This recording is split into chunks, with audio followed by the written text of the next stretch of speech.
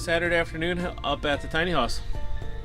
I came up Thursday after work because we had a little hiccup, so we had a day off Friday, so I took advantage of it and raced up here. Had a whole list of stuff that I wanted to get done, and got up in the morning Friday and went to the natural spring up the road and filled up about 30 gallons of water, and got it back here and filled the outside holding tank up and got the inside tank filled up and got ready to turn it all on, and disaster strikes.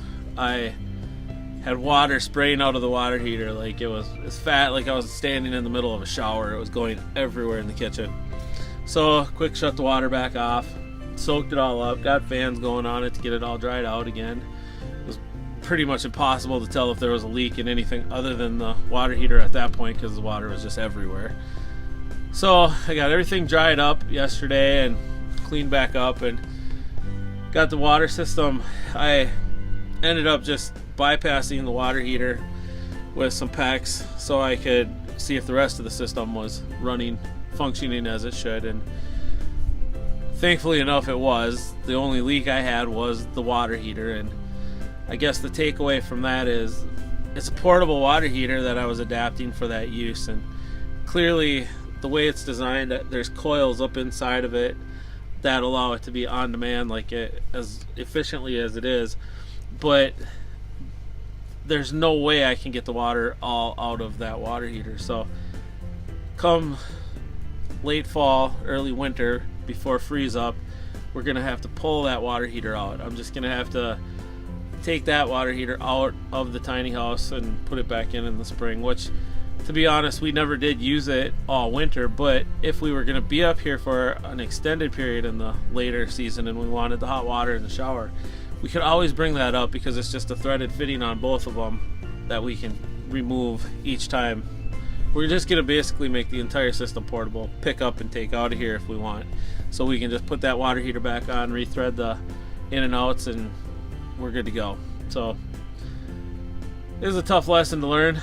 It's a little bit of a setback yesterday, but it's the first season going into this thing, so we're getting a feel for it, and I think we got past that just fine. And I guess for when you think about all of the people that work with seasonal northern cabins, every year they go through the same type of thing, and if you think about it, we had one issue with the water heater, something we didn't foresee.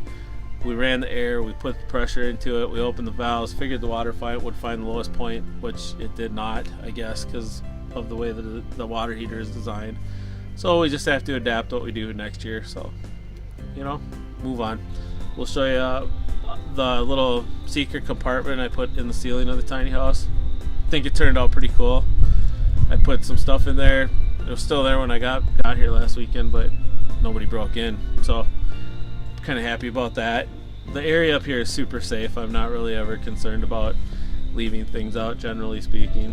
So I've never actually had anybody come on the property when I'm not here. I generally drag the driveway just to see if there's footprints, and there's never footprints. So I guess there's an advantage of being in the middle of nowhere. So I hope you enjoy the video. We'll give you some ideas of where we're at, what we did, and yeah, hope you enjoy the video.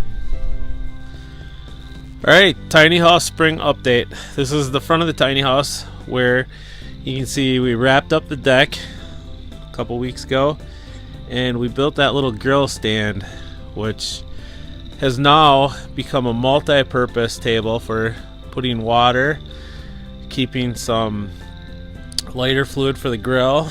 We can store our grill tanks, and we also have a workstation, so I can do computer work out on the deck and enjoy the nicer days like today. So let's go take a look inside of the tiny house. There's our chairs and our little workstation. The nice part about a station like that is in a tiny house you really do want to have multifunctional areas to be able to do as much as you can with, and this is one of those spots. We gain a lot of room in here, and we're able to have a nice comfortable workspace. So let's go on in.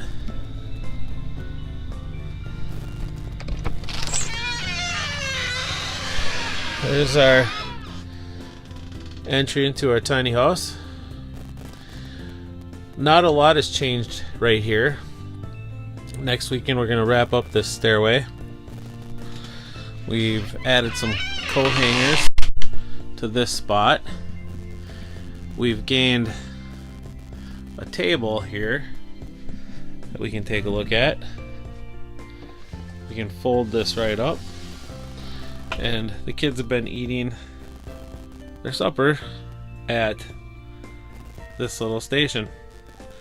It's become kind of the card playing area, and it's just out of the way, drops down, and then we can still use our little space, our stairs as stairs. Now our water situation is right here. The culprit that got the water all over our kitchen is that little water heater there. So that's the one that's going to come down, and as you can see, we added the PEX bypass, and you can check that short. Are creating a hidden wall right back here where we can keep our bows. We keep a rifle back there, and then this is going to have a access panel, a little hinge, and the hinges will be hidden. Tiny house shower doors are a bad idea. So we took the shower door off, eliminated it, and we are putting a shower curtain in its place. We'll set the tripod up so you can see the ceiling, and I'll give you a demonstration of our secret panel.